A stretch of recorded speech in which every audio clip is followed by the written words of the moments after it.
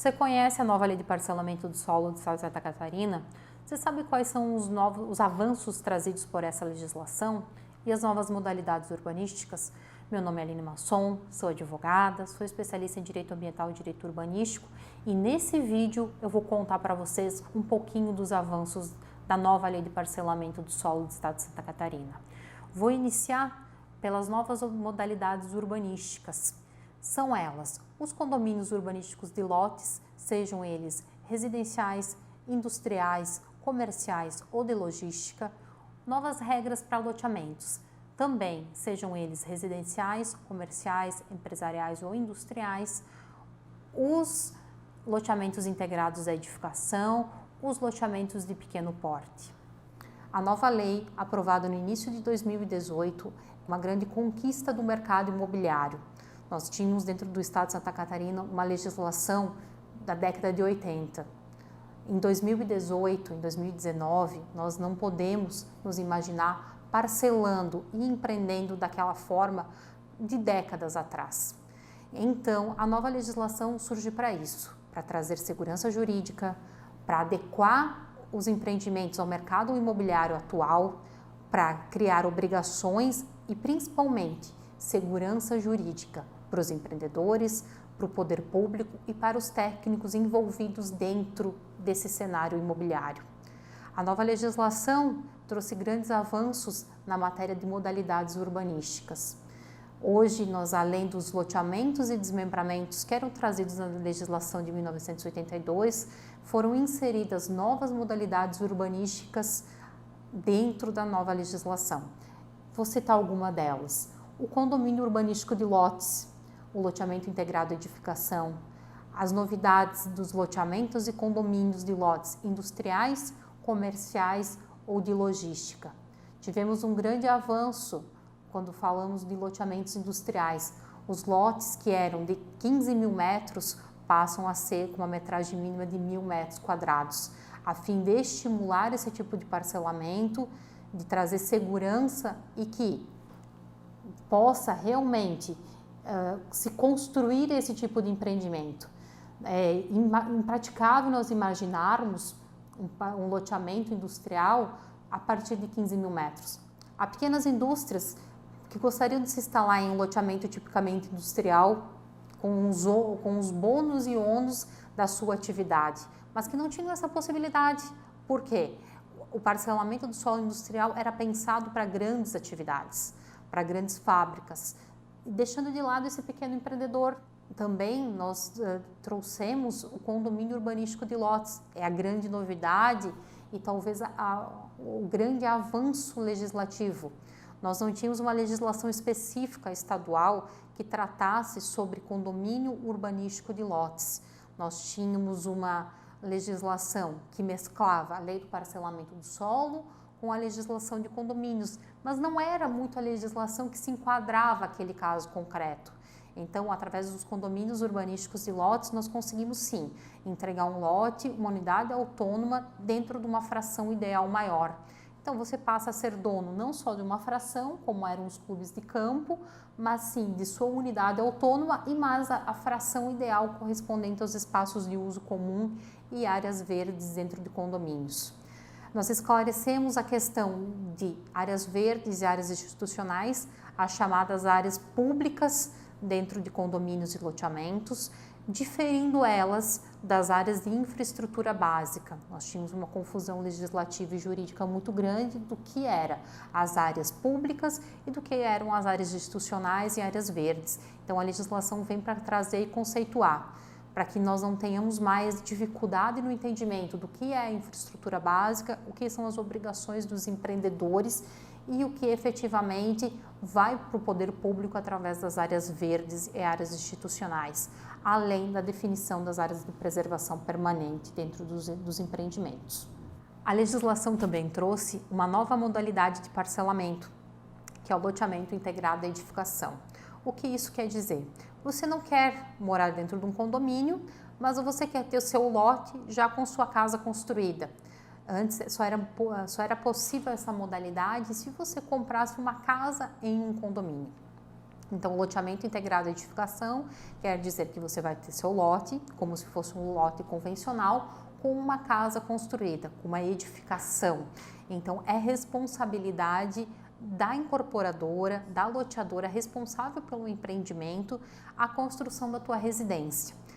Qual que é a grande vantagem nesse tipo de modalidade, nessa modalidade de parcelamento? É que você, no momento que for necessitar financiar isso junto aos programas habitacionais, você não vai precisar fazer dois tipos de financiamento. Você já, um para o lote e outro para a casa. Você já vai comprar a tua casa edificada em cima desse lote de uma maneira regular e toda a parte de infraestrutura, toda a parte de construção fica a cargo do empreendedor. A legislação trouxe avanços na matéria de áreas verdes e áreas públicas, áreas institucionais dentro dos condomínios e loteamentos comerciais, de logística, industriais, a fim de diminuir o percentual dessas áreas. Por quê? As áreas públicas dentro desses empreendimentos nunca eram bem utilizadas. Por quê? A partir do momento que eu não tenho residências, que eu não tenho circulação de pessoas naquele local, aqueles espaços públicos se tornam obsoletos. Eles, inclusive, acabam se tornando locais de depósito de lixo, local de invasão, então a invasão para construções irregulares. A diminuição desse tipo de área e a possível instrumento de compensação a ser definido com o município é um avanço, já que você consegue aproveitar aquele imóvel de uma maneira mais efetiva para a natureza do empreendimento que você quer colocar naquele local. Então, eu dou um exemplo das áreas verdes que foram diminuídas de 1 para 1, 3 e 5%, de acordo com o descritivo na legislação, e da mesma forma as áreas públicas. Os loteamentos de pequeno porte, o desmembramento de até 20 lotes, eles têm uma flexibilização legal. O que isso quer dizer? Que você pode diminuir o tamanho das áreas verdes e áreas institucionais no momento em que as tuas vias públicas, meios fios e calçadas ocuparem 35% do empreendimento. O que acontecia? Esses empreendimentos se tornavam inviáveis economicamente, porque você precisava fazer todas as vias de circulação, todas as calçadas, meios fios, doar 35% da área verde e área institucional e somente com o restante de área útil você ia fazer os lotes efetivamente para comercialização. Economicamente se torna inviável.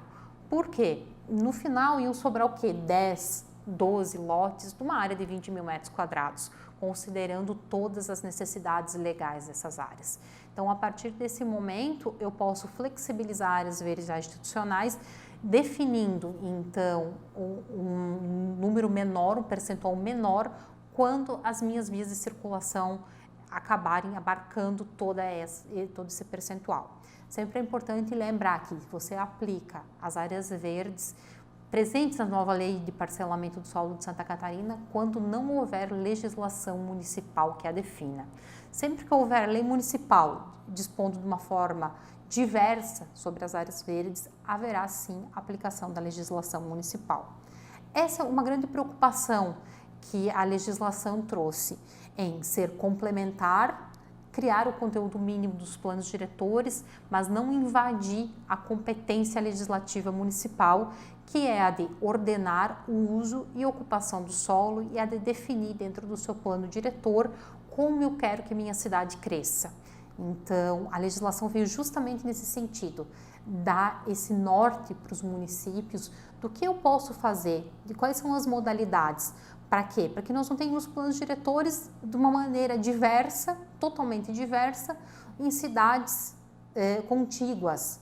Então, que isso faz com que tenha um crescimento ímpar de uma legislação, de um município, em virtude do tipo de plano diretor que ele possui. A legislação também se preocupou em definir quais que são as obrigações do empreendedor e quais que são as obrigações do poder público. Vou destacar aqui o que a legislação trouxe como obrigação do empreendedor. Então, de executar as obras de infraestrutura básica, de executar o licenciamento ambiental, de demarcar os lotes. Para quê? Para que a gente saiba o que efetivamente, onde estão os lotes e o que efetivamente está se vendendo.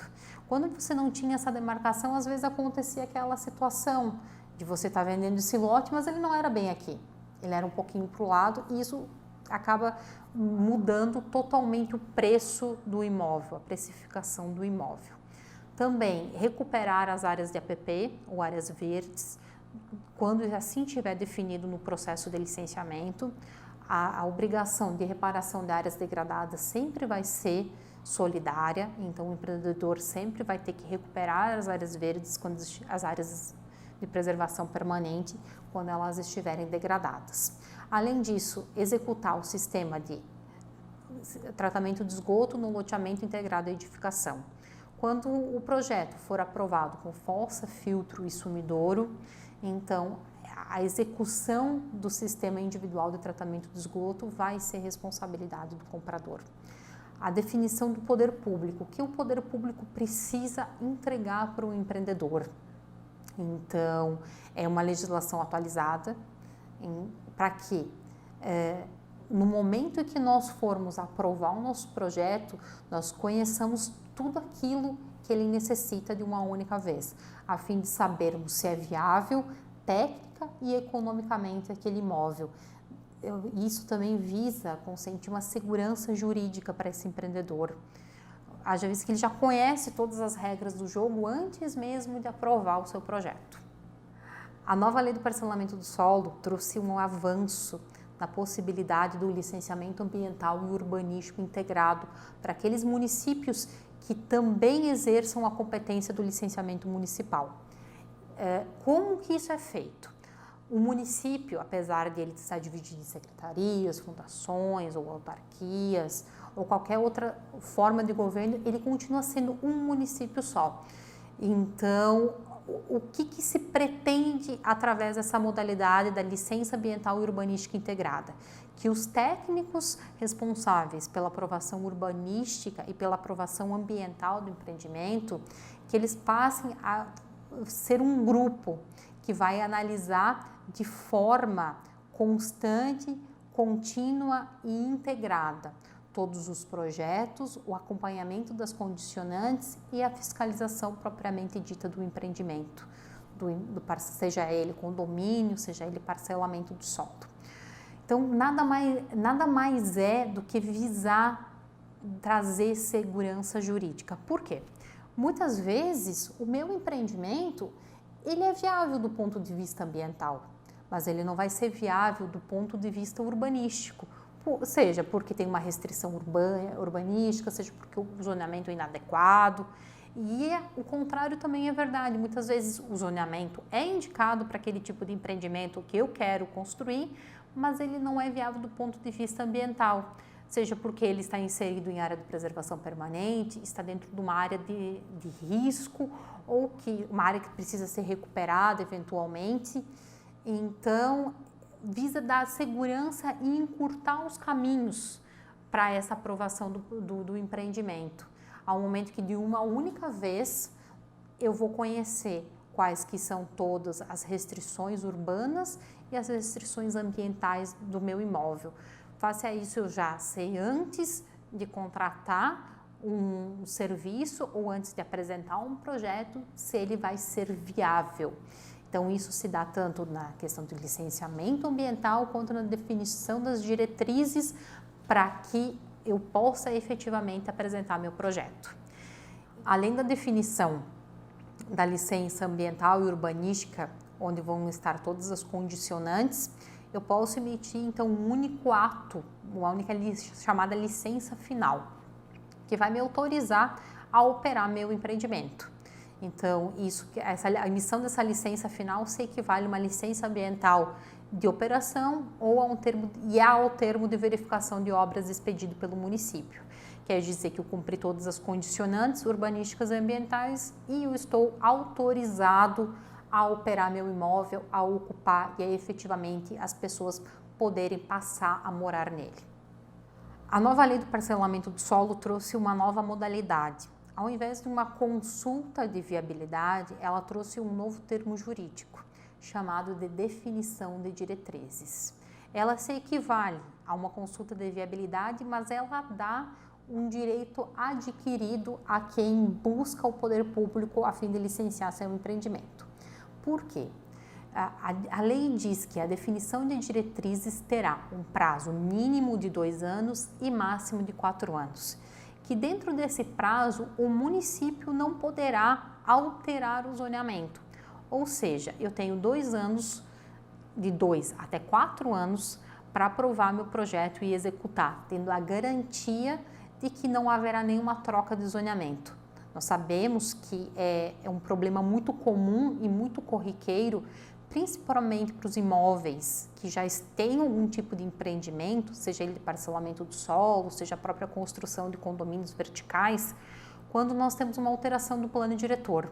Muitas vezes passa a não poder mais aquele tipo de empreendimento naquele local. Ou, melhor ainda, eu estou aprovando aquele empreendimento, estou em vias de conseguir uma licença para implantá-lo e aí o zoneamento passa a ser inadequado. Isso gera muita insegurança jurídica. E isso traz uma discussão sobre qual o direito adquirido que eu tenho de construir aquele empreendimento. Nós já temos decisões, já temos jurisprudências do Tribunal de Justiça, do STJ, falando que o quê? E a consulta de viabilidade, por si só, ela não me dá a garantia, o direito adquirido. E já há decisões falando que nem o alvará de construção me daria esse direito adquirido a executar o empreendimento da forma como foi aprovado, mas sim que só com o efetivo início da construção é que eu passo a ter meu direito. Mas como nós temos, às vezes, uma aprovação ambiental, uma aprovação urbanística que não se conversam, que não andam ao mesmo tempo, eu posso ter meu alvará de construção e ainda não poder iniciar porque eu não tenho a minha licença ambiental. Então, apesar de eu ter colocado recursos, de eu ter aprovado, muitas vezes eu perco esse direito de construir meu imóvel na forma como eu pretendo. Então, a definição de diretrizes vem justamente a isso, avisar uma segurança jurídica no momento em que, num prazo de 2 a 4 anos, eu tenho certeza de que aquele zoneamento não vai mudar. A nova lei do parcelamento também definiu os conteúdos de projeto e a tramitação.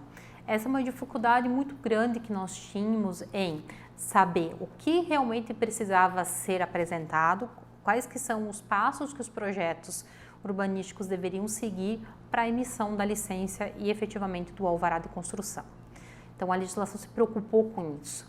Ela definiu de uma maneira mínima quais que são os requisitos dos projetos urbanísticos a ser apresentados por aquele prestador de serviço contratado para aprovar teu empreendimento. Então há essa definição na legislação, há uma definição de parâmetros, há uma definição de tramitação, sempre visando consentir e buscando alcançar a segurança jurídica tão almejada pelos empreendedores, pelos engenheiros, pelos próprios técnicos municipais. Nós não tínhamos, então, em legislação estadual, uma definição de processo de aprovação, então uma definição do que precisava ser apresentado, para onde que ia e como é que eu iria efetivamente aprovar meu projeto. Então isso causava insegurança jurídica tanto para os engenheiros quanto para os técnicos municipais, então que às vezes recebiam os projetos e não sabiam como dar esse encaminhamento, como é que fazer esse fluxograma, essa sequência então de aprovação. A legislação inovou muito nisso, ela trouxe essa definição, ela criou um processo claro de tramitação, então além de trazer direitos e obrigações, ela trouxe procedimentos a fim de visar garantir essa segurança jurídica. Então muitos municípios não tinham uma legislação municipal que trouxesse de como deveriam tramitar os processos. Então ficava indo de um técnico para outro, indo e vindo do empreendedor, poder público, sem ter essa efetividade de tramitação. A nova lei de parcelamento do solo trouxe um avanço naquilo que era um pedido muito antigo do mercado imobiliário e do poder público, que são os requisitos sanitários dos empreendimentos. O que nós tínhamos? Os loteadores, principalmente, eles eram obrigados a construir estações de tratamento de esgoto, mas sempre numa incerteza de como elas seriam repassadas ao poder público e até quando que elas deveriam ser operadas por esse particular. Do outro lado, nós temos as companhias de saneamento, as concessionárias do serviço público, que muitas vezes tinham que receber ou eram instadas a receber estações de tratamento que ela não havia aprovado. Então, nós temos casos de empreendedores que operam estações de tratamento há 5, 6 anos sem essa certeza de como fará esse repasse ao poder público. Então, a nova lei, ela trouxe esse avanço no sentido do que você precisa, primeiro, aprovar o teu projeto na concessionária pública para que ela venha recebê-lo no futuro e você ficará responsável pela manutenção e operação por um determinado período e depois você repassará ela para o poder público. Eu conheço empreendedores que operam até hoje estações de tratamento e que aquelas pessoas pagam por aquele serviço, mas efetivamente quem faz ele é o loteador, é o empreendedor. Então, era uma insegurança jurídica muito grande para esses empreendedores que cumpriram todos os requisitos da licença, já não estão mais naquele local, já cumpriram com suas obrigações, mas mesmo assim eles ficavam vinculados àquele empreendimento, tendo que operar essas estações de tratamento. Um outro avanço trazido pela nova legislação do parcelamento do solo diz respeito àquelas redes coletoras em até 500 metros do teu empreendimento. O que isso significa? Havendo uma rede ou uma estação elevatória, ou uma estação de tratamento de esgoto propriamente dita, em até 500 metros do teu empreendimento, e ela conseguir suportar aquele efluente do teu empreendimento, você ficará desobrigado a construir uma nova estação de tratamento de esgoto. E você passará a ligar o teu empreendimento naquela rede ou naquela estação, fazendo sim as obras necessárias à melhoria daquela infraestrutura existente, que ela vai para um destino final. Isso faz com que o quê? Nós temos um aproveitamento muito maior das estações de tratamento de esgoto já existentes nos municípios. E também desonera o poder público no momento em que ele vai operar uma única estação de tratamento de esgoto com diversos empreendimentos. Então, diminui custo de mão de obra, diminui custo de manutenção da infraestrutura, e além de dar uma qualidade e um controle maior sobre aquele efluente que é recebido. Quando não houver rede de tratamento, rede coletora ou não houver estação de tratamento, você poderá então executar o empreendimento com base nas soluções individuais. Isso não é nenhuma novidade. A legislação da Política Nacional de Saneamento fala que enquanto inexistir o sistema público, você poderá então utilizar situações individuais ou soluções individuais para o tratamento. E o que é essa solução que a legislação trouxe? Fossa, filtro e sumidouro. Então, isso ficou especificado dentro da legislação que serão utilizadas essas soluções individuais de tratamento de esgoto quando inexistir essa condição de rede coletora, de estação de tratamento ou que o poder público não te exija, então, que seja feita uma estação de tratamento própria para o loteamento. A partir da nova legislação de parcelamento do solo, nós podemos concluir que nós passamos a ter um mínimo de segurança jurídica. Por quê? Hoje, nos nossos empreendimentos, na verdade, o que liderava ele é justamente a insegurança jurídica. A insegurança de manutenção do meu zonamento, a insegurança quanto a definições dentro dos projetos, seja ela pelo empreendedor ou seja ela pelo funcionário público. Então, nós passamos a partir do momento que nós temos regras claras, todos os envolvidos nesses projetos de parcelamento do solo, sejam eles empreendedores, funcionários públicos, engenheiros, eles passam a jogar o mesmo jogo. Por quê? Cada um conhece as suas obrigações, os seus direitos e os seus procedimentos. Então, isso faz com que nós encurtemos caminhos para aprovação. Sempre lembrando que o quê? A legislação foi feita pensando no mercado formal. E nós precisamos formalizar esse mercado cada vez mais e definir regra clara e aplicável é a primeira forma. Conceder segurança jurídica de que eu não vou ter minha licença cassada, de que eu não vou sofrer um embargo, mas também definir que para que isso aconteça eu tenho que seguir esse e aquele passo, vão trazer um mercado mais propício para investimentos. Os funcionários públicos muitas vezes não aprovavam projetos porque eles não tinham uma base legal. Eles entendiam tecnicamente que aquilo poderia ser viável, mas o poder público sempre tem que se pautar por uma legislação. Enquanto aos particulares é possível fazer tudo que a legislação não proíbe, para a administração pública é necessário que haja uma definição em lei, então só fazer o que a lei permite. Então, criar esse procedimento, criar essa nova modalidade, essas novas modalidades de parcelamento, essa possibilidade do licenciamento integrado, traz segurança jurídica, cria um mercado imobiliário propício a novos negócios, dentro da legislação, respeitando os parâmetros e respeitando, sobretudo, o meio ambiente. Por quê? Eu sempre digo isso, em todos os vídeos e por onde eu passo. Nós passamos muito tempo discutindo licenças, sejam elas ambientais e sejam elas urbanísticas, e nós perdemos muito pouco tempo efetivamente cumprindo e fiscalizando as condicionantes dessas licenças.